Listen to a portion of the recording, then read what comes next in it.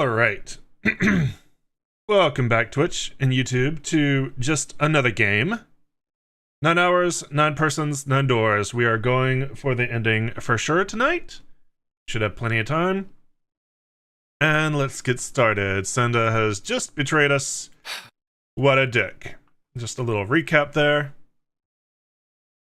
The room fell silent. Junpei, Clover, and Seven had been left behind. Clover looked down at her hand and traced with her finger the faint blue veins that crisscrossed them. Seven shoved his arms into the pocket of his overalls and scratched his stomach. No one spoke. Silence made the air feel thick and oppressive. Desperate for something, anything to occupy his mind, Junpei walked to the larger of the two 9 doors. He stood in front of it and looked at the red. The red engaged. He moved to the smaller door. The red read vacant. The digital root of the remaining people was 7. 5 plus 4 plus 7 equals 16. 1 plus 6 equals 7. There was no possible way for them to open a door with a 9 on it. Junpei touched the surface of the door. June. He thought about June, about Akane Kurashiki. Was she safe? That was all that mattered to him. If she were alive, if she had escaped this horrible boat, that was what Junpei prayed for. Seven came up next to him. He pulled off his hat, scratched his head, and sighed. So, what do you want to do, Junpei? What do you mean, what do I want to do? What can we do? Seven opened his mouth to respond when a noise echoed through the room. Someone was pounding on something vigorously. It wasn't mechanical, it was certainly human. Junpei and Seven looked at one another. What the hell is that? Shh, quiet! Clover motioned to Seven to be quiet. She put one finger to her lips and closed her eyes in concentration.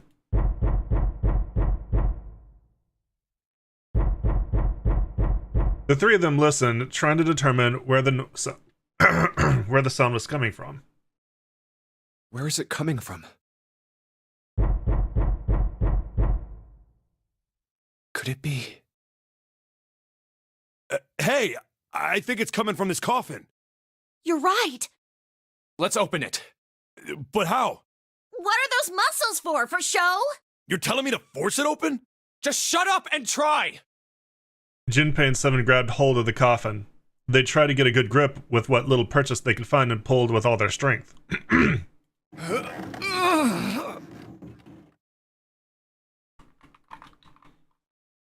Sorry, I need to do something here.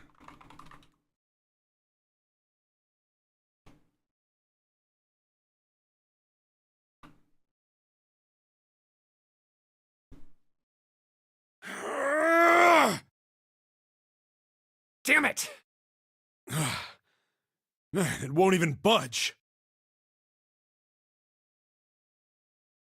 There was some sort of keypad attached to the coffin. Its purpose would not have been difficult to determine. Their eyes were almost immediately drawn to it. Not another one. Yes, another one. If you had freaking done it. If you had noticed it before, you wouldn't waste your time. Looks like it. Do you think we have to put in the right password or it won't open? I think so. The noise wasn't stopping. In fact, it was getting louder. Whoever or whatever's inside this thing wants out. And now. I know that. But how? Without a passcode, I don't think there's much we can do. They couldn't even tell how many numbers the passcode needed to be. Isn't there a hint somewhere? Well, let's look for one. Unfortunately, there didn't seem to be anything near the coffin. Clover ran to examine the pews, and Seven investigated the desk, but they turned up nothing. Ugh, there's nothing here. Not making this easy, are they? The sound still wouldn't stop. It wasn't a noise that belonged in that room.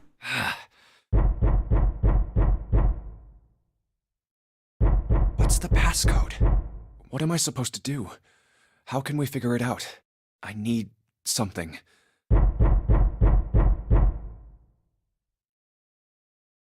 All right, so if you haven't done the safe ending, then this is where this ending ends, and you get the coffin ending. If you do this wrong, you still get the coffin ending. But if you do this right, you'll get the coffin ending and the coffin ending and the true ending. Suddenly, there was a voice inside of Junpei's head. Truth had gone, and truth had gone.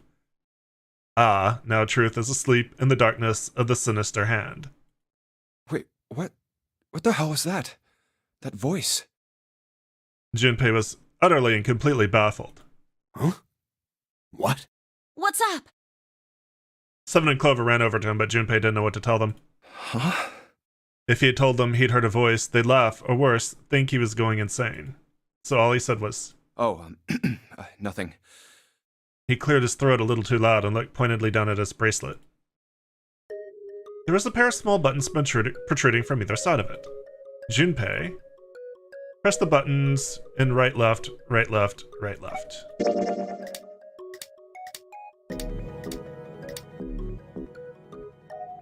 That was it.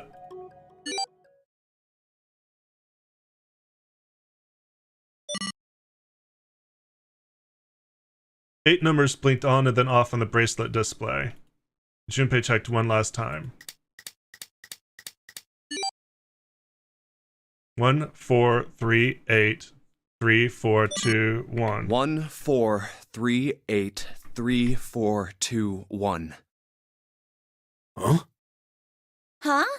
Hey, what the hell were those numbers? Oh my gosh. Are those? Junpei didn't answer. He simply walked straight to the coffin. He knelt down in front of it, running over the numbers in his head so that he wouldn't forget. 1, 4, 3, 8, 3, 4, 2, 1. 1, 4, 3, 8, 3, 4, 2, 1. With trembling fingers, he punched them in. 1, 4, 3, 8, 3, 4, 2, 1. That was all of them. He punched the E button. There was a moment of complete silence.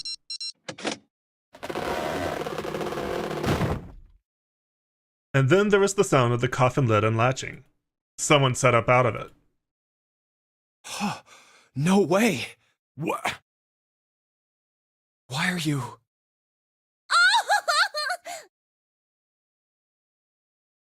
Oh? Is that you, Clover?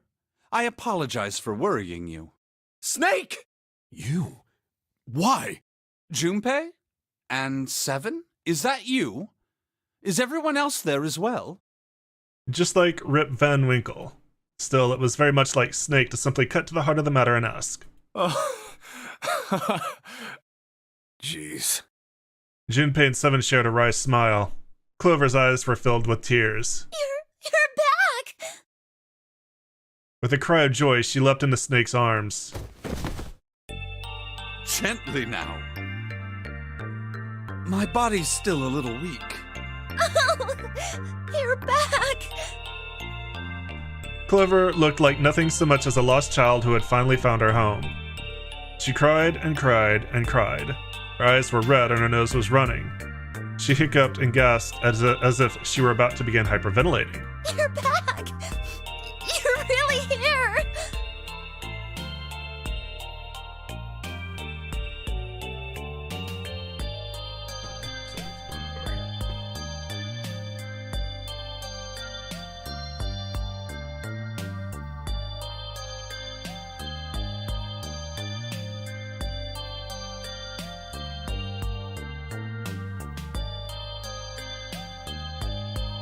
Her voice was happy, but almost desperate, as if she feared he would disappear again if she stopped talking to him. Tear after tremendous tear rolled its way down her face. Her small arms strained as she clutched Snake's body as tightly as she could. Perhaps she had to convince herself he was real.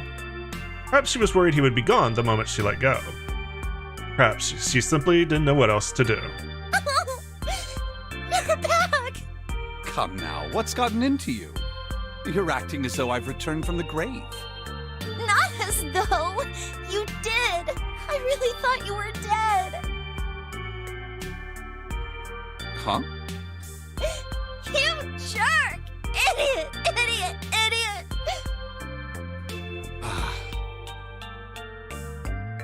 Clover broke into sobs so great she could no longer talk. It was a touching reunion between brother and sister. Even though Junpei knew they had little time and every minute they waited was a minute they wasted, it felt cruel to pull them apart. Junpei and Seven sat down on one of the pews waiting for Clover to calm down before explaining to Snake what had transpired.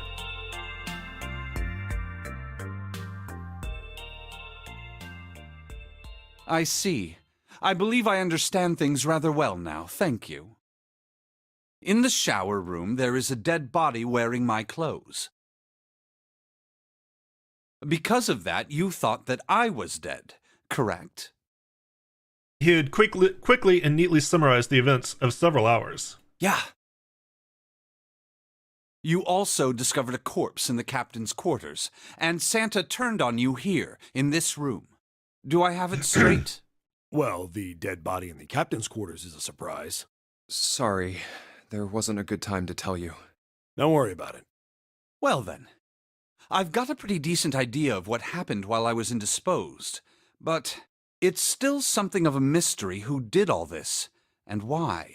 The corpse in the shower room that looked like me, and the corpse in the captain's quarters. Why were they killed in the way they were? You don't know? No. Why would I? The guy in the shower room. We don't know who he is, so let's just call him Mr. X. Anyway, this Mr. X is wearing Snake's clothes. But you're wearing some kind of weird robes. That means someone took your clothes and put them on Mr. X. And remember, Snake's not wearing underwear, so they saw Snake's snake. We need to figure out who that was. I apologize, but I have no idea who might have done this to me. I only just now woke up. I was unconscious during all the events you just described to me. They must have undressed me and changed my clothes during that time. When were you knocked out? When we split up to look for the red. Where did they get you? Do you remember? It was a small room in one of the hallways on C deck. What happened? The same thing that happened to every one of us when we were abducted. A canister releasing some sort of gas was thrown into the room. I believe the gas is some sort of incapacitating agent. Then that means it was... 0. Looks that way, huh? There's nothing else I have to tell you. When I woke up, I was in this coffin. Junpei crossed his arms and thought. Why? Why did 0 make Mr. X wear Snake's clothes? How would that benefit 0? I don't get it. What the hell does any of it mean? And I have no idea how I got the passcode for the coffin either. Truth had gone, and truth had gone. Where did those words come from? Why did I feel compelled to push the buttons on the bracelet after hearing them? Seven had asked him about it while they waited for Clover to finish crying. He'd had no answer for him then, and he still didn't. All I know is my fingers moved on their own. It was like I did it subconsciously. I don't get it. What the hell does any of it mean? His mind was the maelstrom of mysteries, clues, theories, and more mysteries. He could barely think. Also, Snake and Clover had been subjects in a similar experiment 9 years ago. The ability to access a morphogenetic field is affected by a couple of things. The first is epiphany, and the other is danger. And someone did actually die. A girl. Her name was... There had been another experiment conducted on this same ship 9 years ago, and a girl had died during it. Morphogenetic field theory. The 2 murders. Switching clothes. The nonary game. And whatever strange thing was happening to Junpei himself. The maelstrom in his head spat out words and ideas that disappeared back into it almost as soon as he grasped them. But as he struggled through them, Junpei began to realize something. There was something that tied all of them together, and the point connecting the dots... 0. He's the ringleader. The person who trapped 9 of us on this sinking ship. 0 should know everything. If we can uncover 0's identity, all of our questions will be answered. Who was 0? Junpei had the beginnings of a theory. If he could only test it, or perhaps... At any rate, we'll have plenty of time to decipher the details later. For now, it is of utmost importance that we escape. Junpei, it was 4:30 the last time you checked the clock, yes? That means we have less than an hour. We must hurry. Hey, how are we gonna get out of here? Hang on a sec. I need to check a bit of trivia, actually, that's coming up. Or at least will be before the end of the game. Let's see here.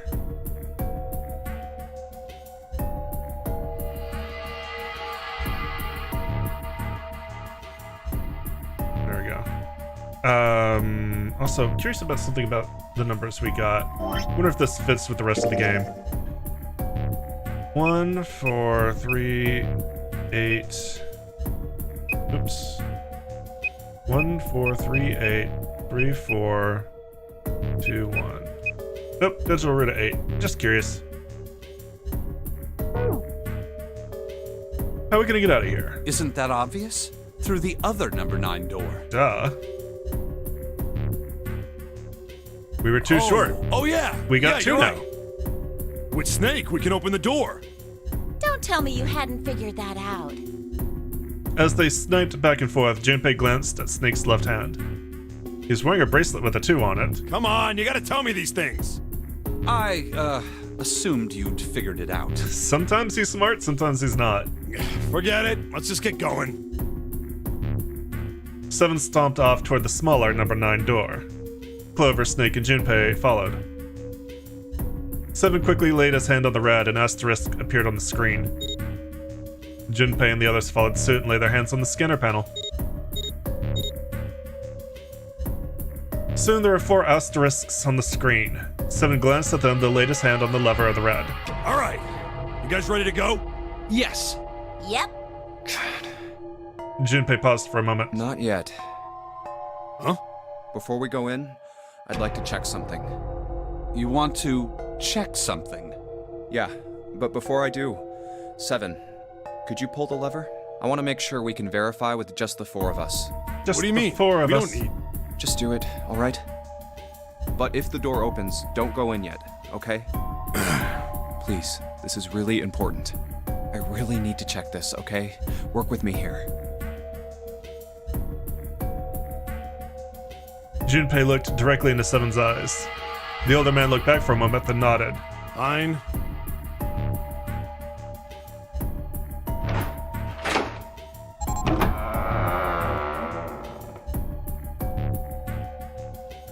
Seven pulled down the lever and the door 9 creaked open. Then they waited. 6, 7, 8, 9.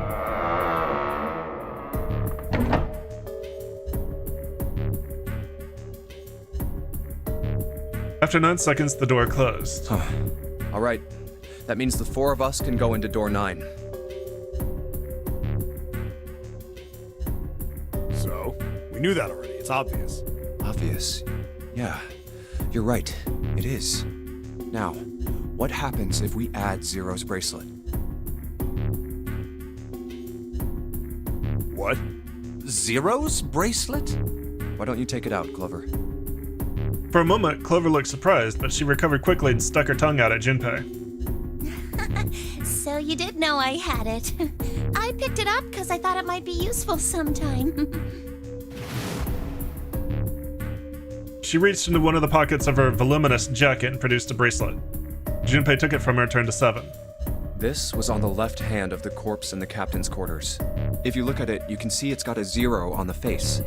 Just to make this a little easier to talk about, I'm gonna call the guy we found dead in the captain's quarters, Cap. Then I should be able to open door 9 with just me, Clover, and his bracelet. 5 plus 4 plus 0 equals The 9. big question is, if Cap is the mastermind of this game, would he really put one of these bracelets on?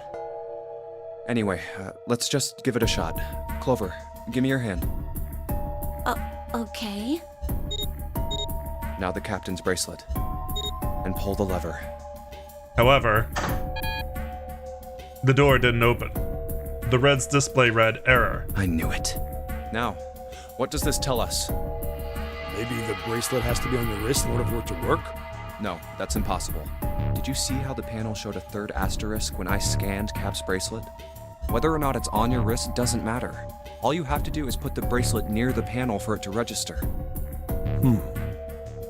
7 waved his bracelet in front of the scanner panel. Sure enough, a single asterisk appeared on the red. Huh. Looks like you're right. See?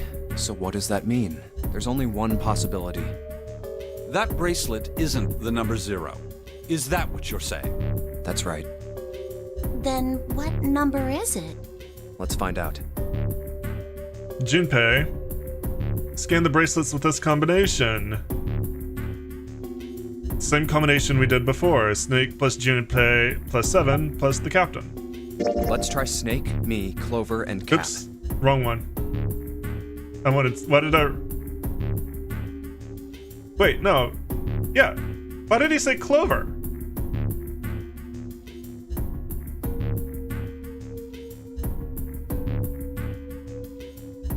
Snake, Junpei... Why did he say Clover? Weird. If this combination opens the door, then Cap's bracelet is number 4. However... I guess we did... What combination did we do before? What was Didn't 6? open. So Cap's number isn't 4. How about... Alright, hang on a sec. Was it just 7 in Junpei and Cap? Let me check. 7 plus 5 plus 6. Yeah, okay. Snake is not necessary. 7 plus Junpei plus Cap was how we did it before. Let's try 7, me, and Cap. There we go. If this combination opens the door, then Cap's bracelet is number 6. I am doomed to never get this right the first time.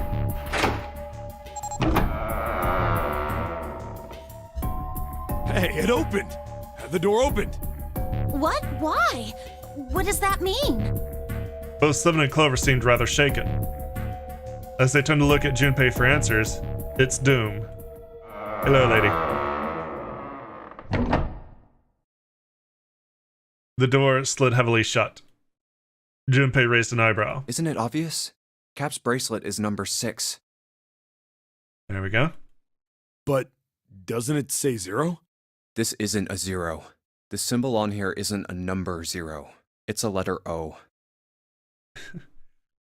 Okay. Explain. Whoa, wait a minute. I don't get it.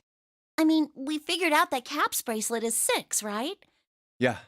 Does that mean there are 2 people with 6s? Before Junpei could answer, Snake spoke up. There is most likely only one person with a 6. But I don't get it. What about June? Well, this is only an educated guess, but I think June's number was never 6 to begin with. Her bracelet was flipped. In other words, June's real number is... 9. That seems the most likely. Then all this numbered door stuff was just a load of crap?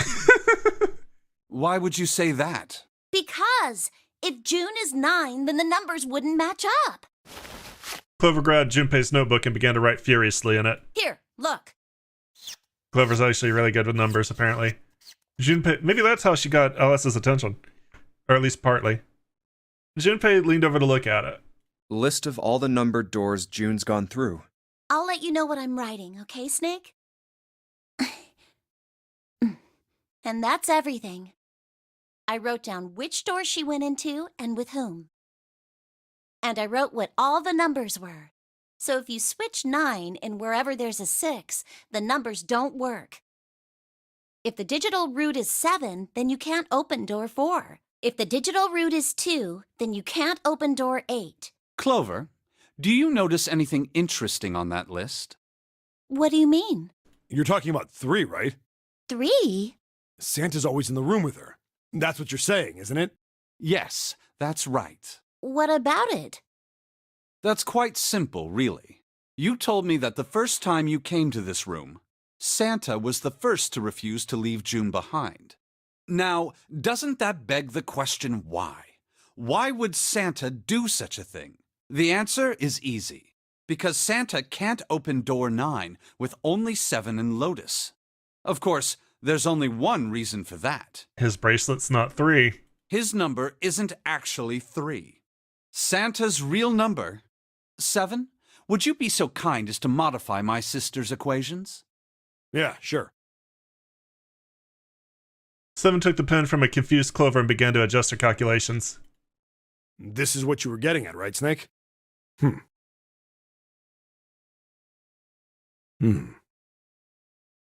He read the changes he'd made. When he finished, he looked at Snake. Snake smiled. Thank you. That is exactly right, 7. Santa's true number wasn't 3. It was 0. No way. Santa is 0? And June was 9, not 6. Conversely, Santa was 0, not 3. Plus 3 and minus 3, they cancel one another out. Nothing appears out of order. Santa was still playing by the rules of the nonary game this whole time. That's why Santa and June always go through every door together. They're disguising their bracelets. Precisely. So you're saying Santa planned this whole thing? I'm not sure if he acted alone or not, but I think it is safe to conclude that he is 0, if my hypothesis is correct. Clover bit her lip. She seemed to be having some difficulty believing her brother's explanation. Junpei. Junpei remained silent in thought. Snake's hypothesis. Something doesn't seem right. June's bracelet being flipped. Even if that were possible, that would mean there are 2 number 9 bracelets. And if that's the case... All right, that's enough talking. Let's go. It's high time we went through that door.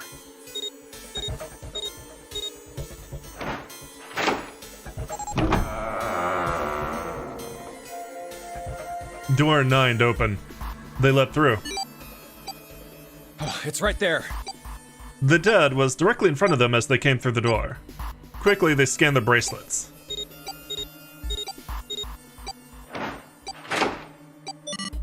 And the detonator stopped. Oh, After pausing for a moment to catch the collective breath, Junpei and his companions headed down the long hallway in front of them. all right. Let's keep going. At the end was a set of stairs leading down into the ship. I think these stairs go to the bottom deck. They leaned up and looked over the side. Looks dry. Let's head down. After deciding it was safe, they headed down the stairs.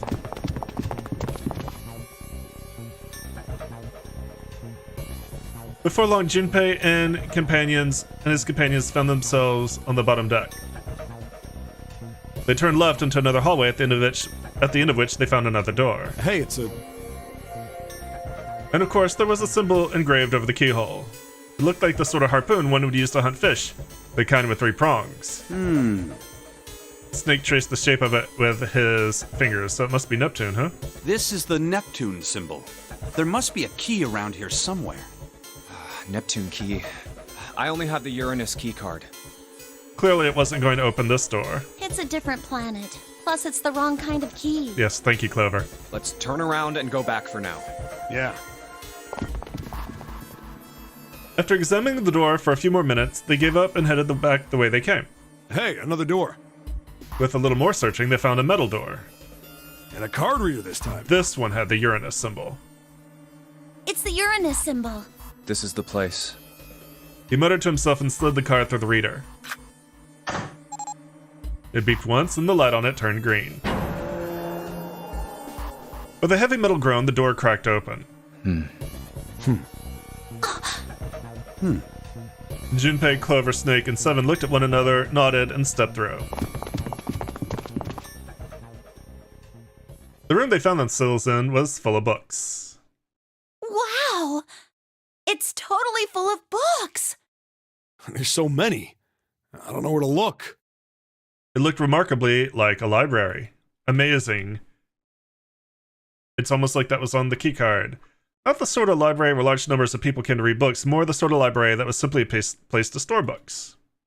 He felt a little overwhelmed by the sheer number of books, but Junpei did his best to speak with authority. All right, if we want to get through that door out there, we need the Neptune key. I say we split up and look for it. Okay. Very well. Sure thing. Good.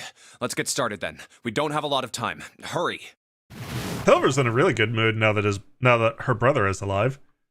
Alice sleeps in a small chamber past the forest of knowledge. As he began to search for reasons he didn't fully understand, Junpei felt those particular words float through his mind.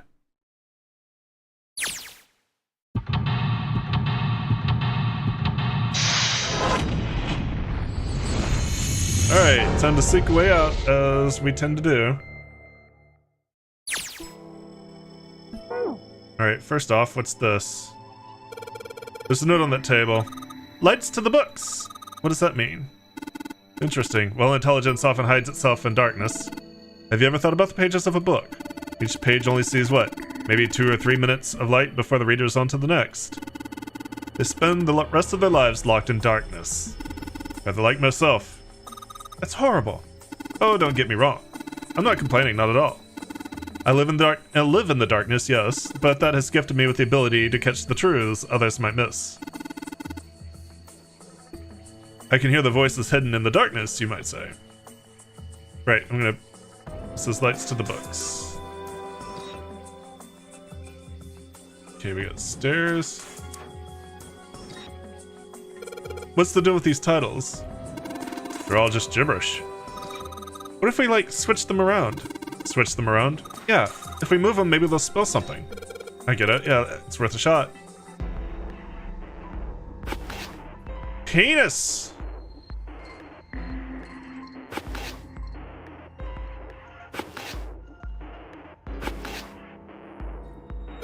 How about this? Looks like putting the books in the right order. Open this thing right up. Piece of cake. Letters from the title spell out, open here, find bulb. Powerful light bulb. Anything over here? Looks like a children's story about Native Americans. Don't you think a random book like that is kind of suspicious? Maybe you ought to hold on to it. Yeah, that definitely says Native Americans on it. What's this Hellenism? I think it's something like a fusion of Greek and Oriental culture. History of the medieval period. Maybe it's about Sir Lancelot? Isn't he just a story? I don't think you're gonna find a guy who didn't really exist in a history book.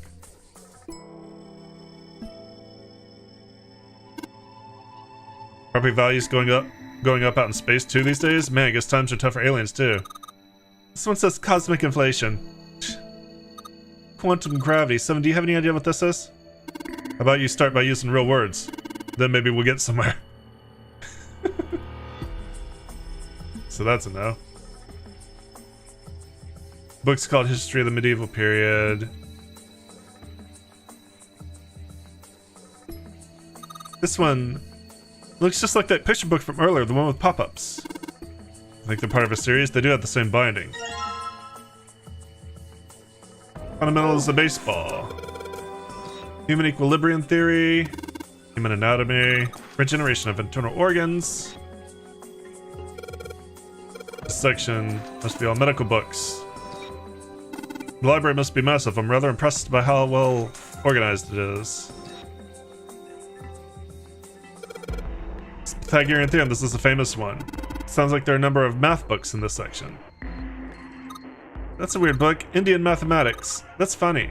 Why is that funny? Weird book called Indian mathematics. Says the Riemann hypothesis. What is the hypothesis with Riemann? Isn't it? Wow, clever. What is there to hypothesize about with a Riemann? Isn't it pretty straightforward? Heavens no, there are many factors. Length, girth, lubrication, or lack of. It's an exciting and rapidly growing field.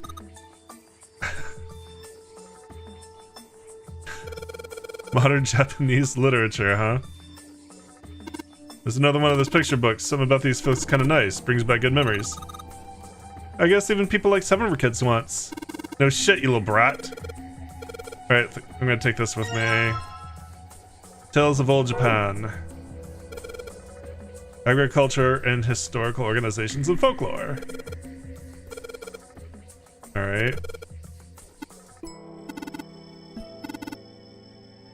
This looks pretty deep.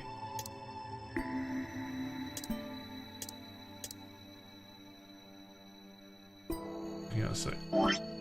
Did I get this? No, I got the baseball one. Yeah. Okay, I guess it doesn't go there.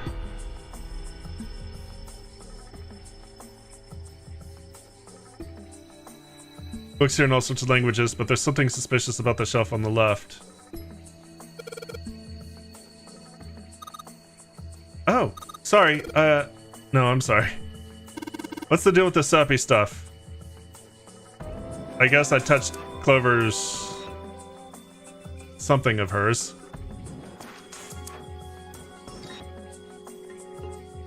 In the middle of the glassless cylinder lock, you know, what the hell is this? Looks like they just gave us the answer. Guess might as well give it a shot. 63241 632416.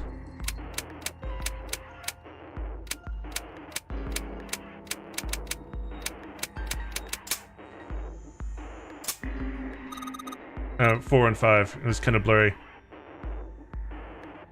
I don't know why, but I don't feel particularly happy about being praised for that. Whatever, at least the lock's open now.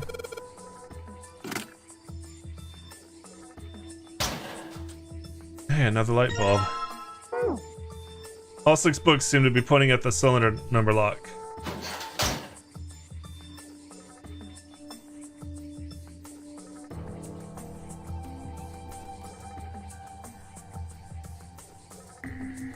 Bunch of books on folklore and myth here. Iron plates bolted down. I don't think it's...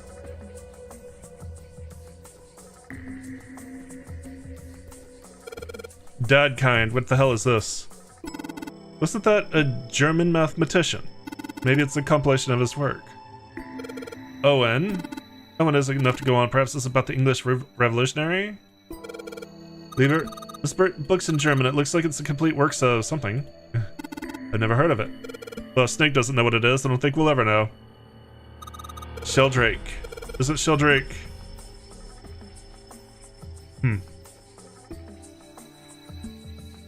There are 3 lights in this thing. They aren't very bright, though. Why don't you put one of those lights? And if there are 3 lights, that means 3 light bulbs. There won't be much point unless we can replace all 3 bulbs. Okay.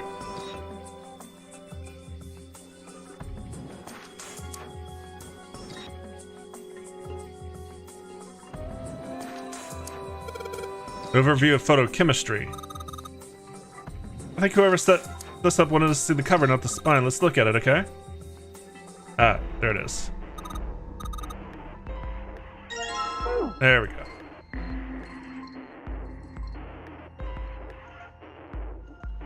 That's what I'm trying to get to. The stairs.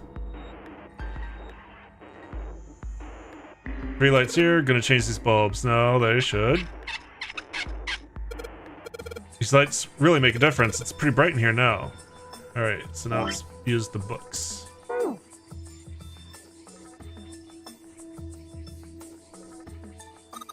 That's so bright, it's almost blinding. Alright, that means we have to do this.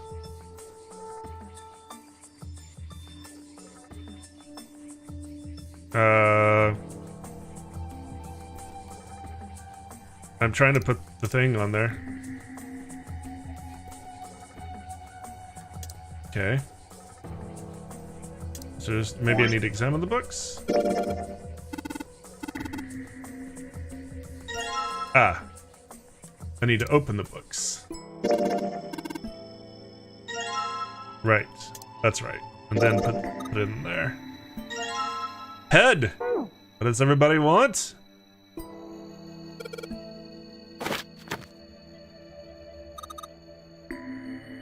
Awesome.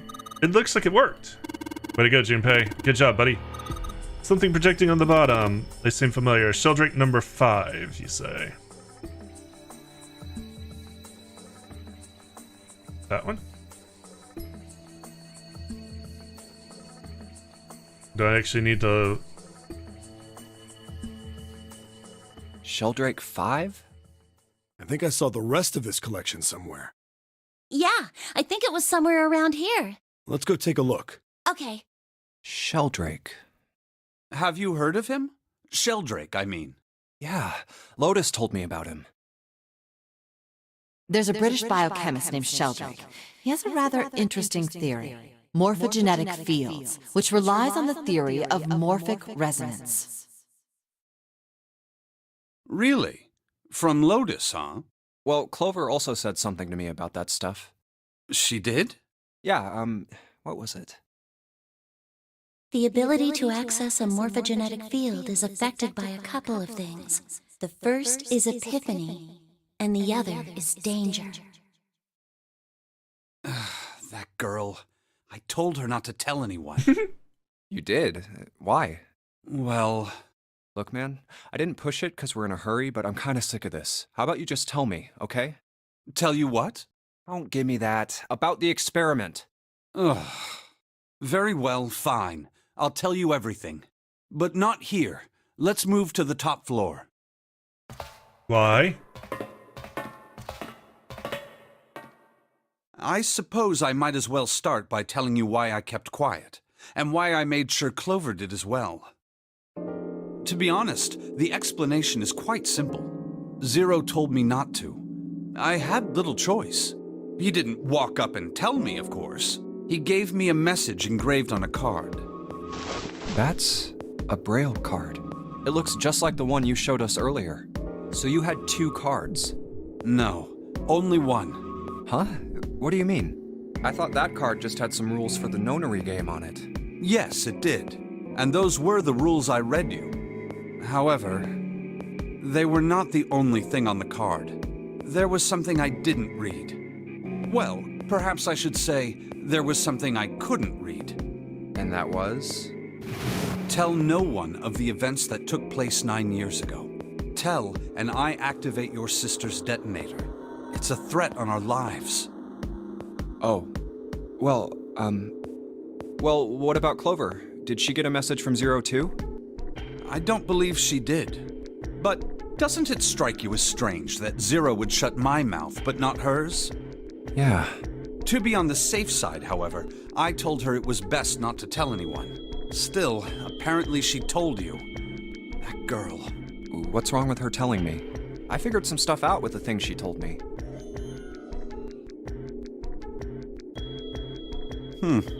I mean, it looks like the whole activate her detonator thing was just a bluff.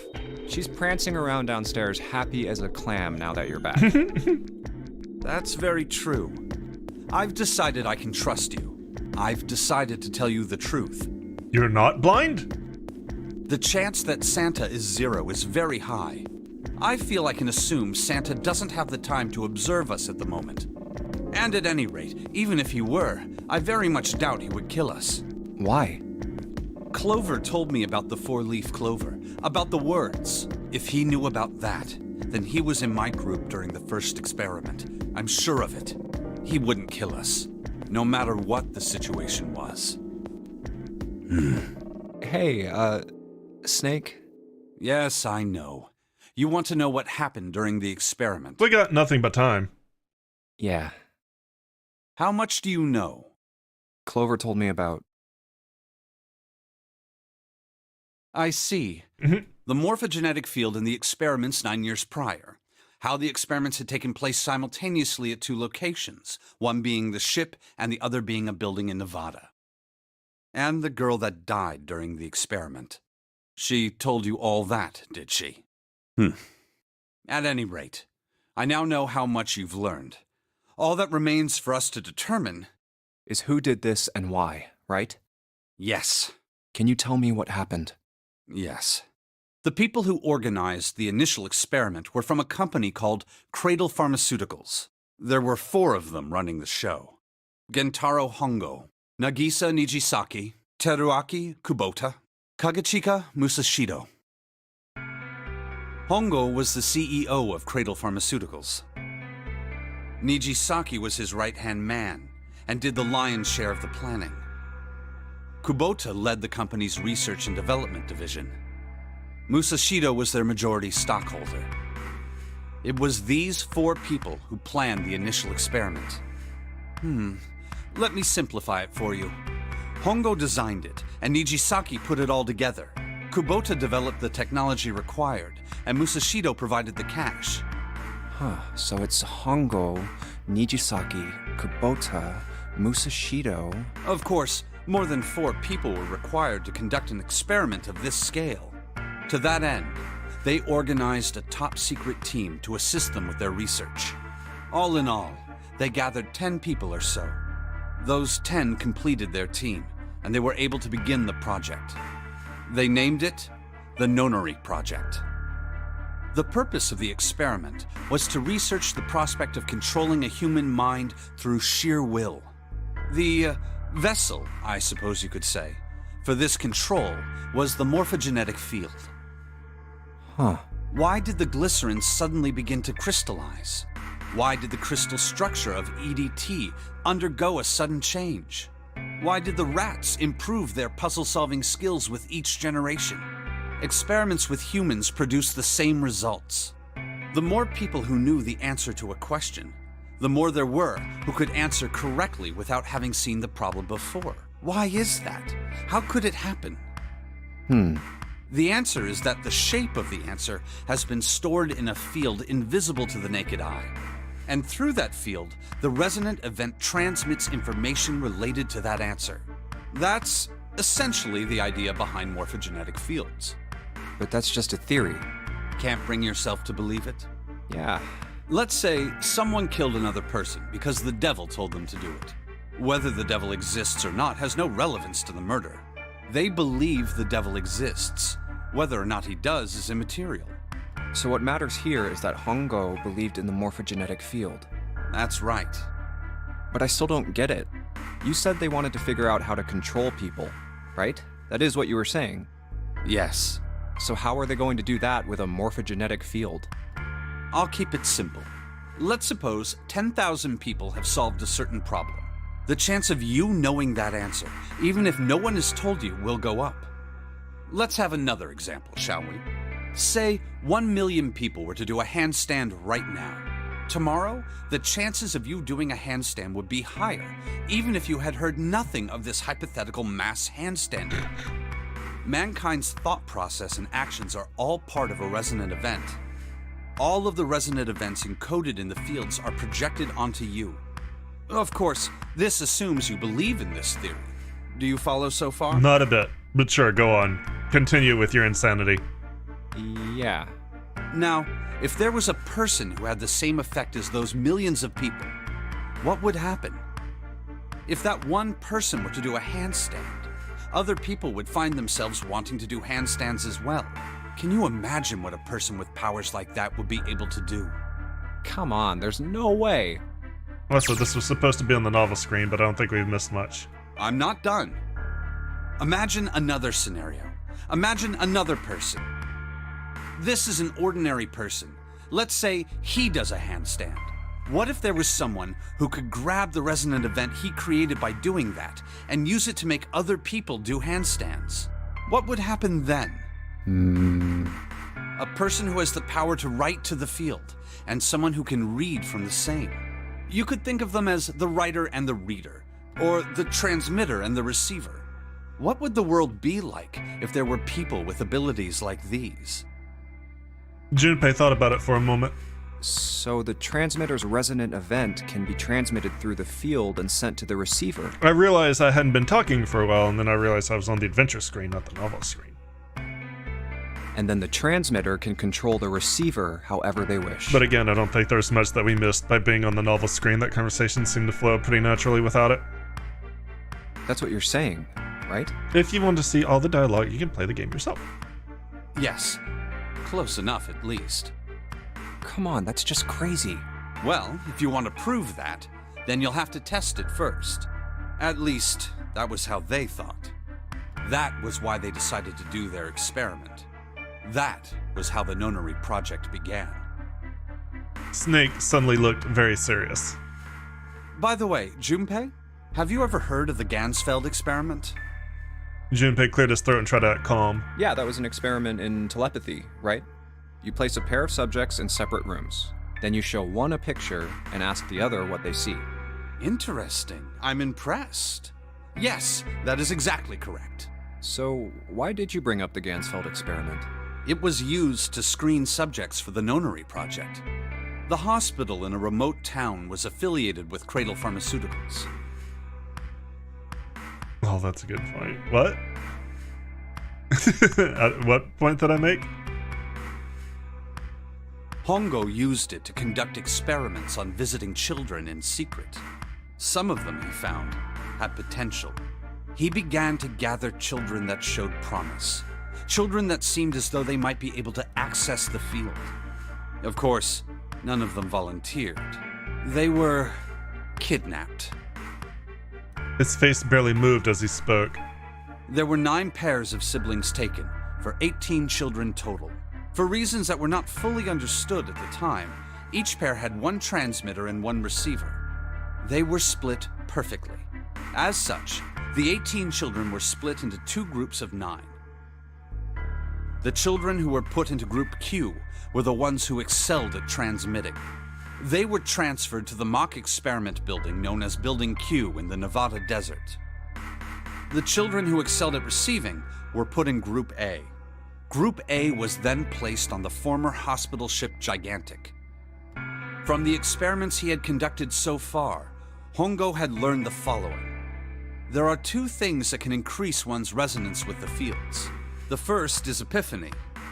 The other is danger. Have you ever been faced with an especially difficult problem and thought about it very long and very hard until finally an answer suddenly appeared in your mind? It may seem obvious to say so, but that is what is meant by epiphany. The information obtained through that epiphany can be easily transmitted through the fields, where it can be easily interpreted. Adding danger to that equation allows for even easier field access. That's where Hongo came in. They set up a number of puzzles across the Gigantic. The participants had to solve each one before they could move to the next room. Of course, he hadn't forgotten to include danger. He had detonated a bomb on the hull of the Gigantic. The children in Group A were forced to play the Nonary game as the ship sunk. By forcing the children into a life-or-death situation, Hongo hoped to increase the likelihood of their tapping into the fields. The children from Group Q, on the other hand, were confined to the mock experiment building, Building Q. Building Q duplicated the interior and puzzles of the Gigantic exactly. Every detail was exactly the same. Hongo explained the situation to the children in Group Q. Solve the puzzles you find throughout the rooms. When you have the answers, transmit that information to the children in Group A. If you succeed, they will be able to solve the puzzles and escape. But if you fail, then the Gigantic will sink, and your brothers and sisters will drown. Those were his orders. Do you know why the astronauts of Apollo 13 were able to return to Earth safely? Because they were able to recreate the co-pilot and the cockpit and the problems that they were experiencing. Exactly. It was because NASA had access to a replica of the Apollo 13 capsule. This is true, by the way. All of the equipment, the instruments, everything. As far as I know, anyway. All of it identical. Everything was just like the real Apollo 13. NASA was able to replicate the situation the astronauts found themselves in. By putting themselves in the same situation, they attempted to solve the problems the astronauts were dealing with.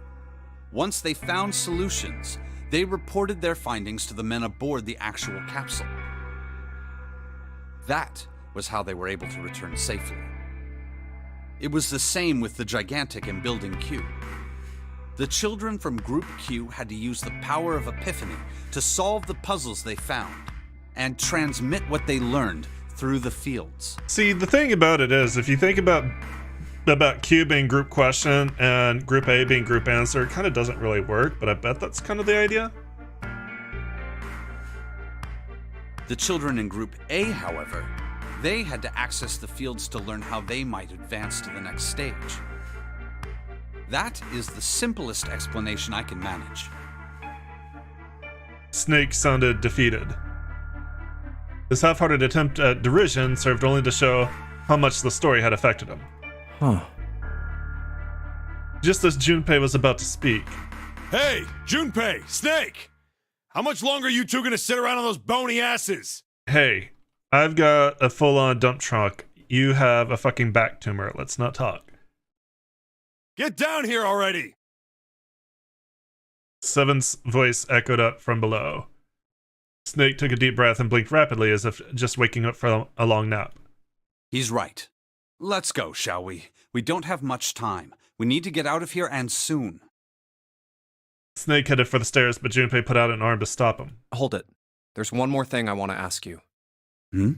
Are you sure that there were 18 kids? Why? Well, I thought it was only 16. Oh, yes. That was what they said on the news, wasn't it? Yes, I have no doubt that 18 children were abducted and used in Hongo's experiment. After all, you couldn't exactly play a nonary game with any less, could you? Well, yeah, but are you saying that the news got it wrong? Yes, I am. There were 2 more children. However, they had no relatives that I'm aware of. I imagine no one filed a police report when they went missing. They were brother and sister, like Clover and I. The brother's name was Aoi. The sister's name was... Her name was... Snake couldn't bring himself to continue. It looked as if what he was about to say brought him great pain. Her name was Akane.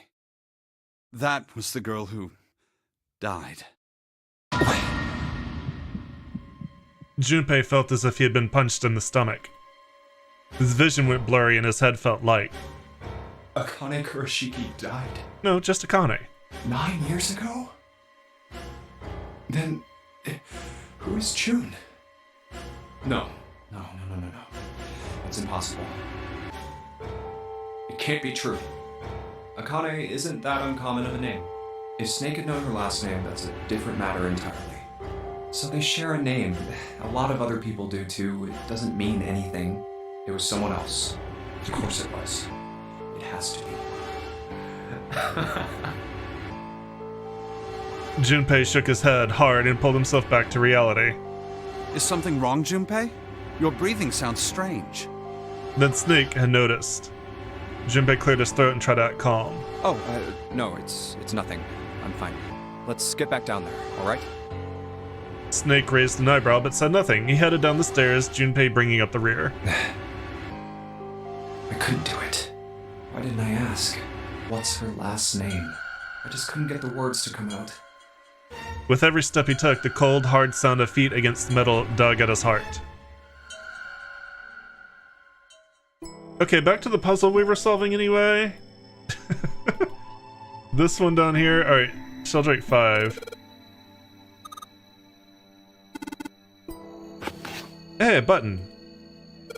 I guess we should push the button. Push!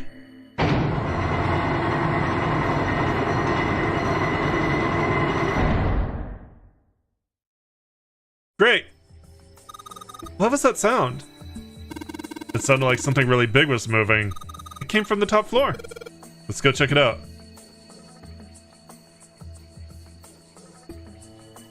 And spin, and there we go. This looks like an output monitor. I bet the letters you type on the keyboard will show up here. Keyboard in front of the numbers and Roman numerals, it's gotta be hint of some sort. 13, 14, 10, and 13. Those are all Roman numerals. You can't, the keyboard doesn't have any number keys. You can't put in stuff like 3 or 4. That means...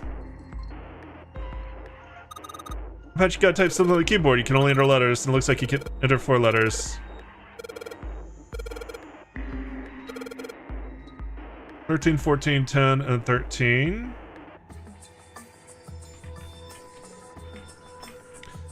Okay, so 10 is A, 11 is B, 12 is C. Ah. Got it.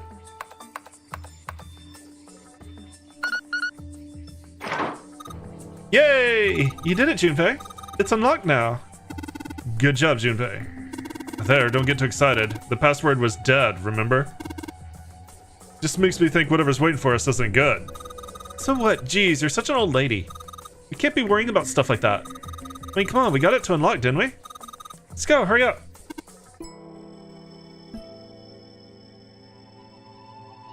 Alright, Handle, it's time we got this over with. Can't get it open, this thing won't budge. We put in the password, what else do we have to do?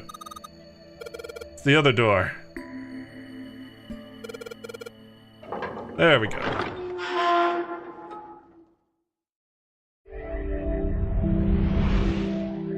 We did it! We found it! It was a way out. The door opened, and Junpei and the others leapt through it. Alright, this is the next.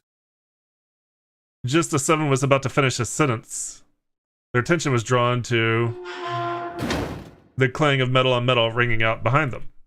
Ugh, the door! They spun around. The door they'd just come through had slammed shut. Did that just close on its own? Don't tell me we can't go back. I don't know. Let's see. Junpei grabbed hold of it with both hands and pulled it with all his strength. We can't go back. Damn it. It looks like it locks automatically. Is there any other way out? Well, there's another door over on the right. There's a card reader next to it. It's got a red light on it, though, so I'm pretty sure it's locked, too. But there is a card reader, right? Yeah. Then perhaps if we find a key card, we could open the door and leave? Well, yeah, that might work, but... Hey! Wait a minute. Are you saying we're gonna have to search through this room for one little card? Oh, man. They took a second look at the room they'd found themselves in.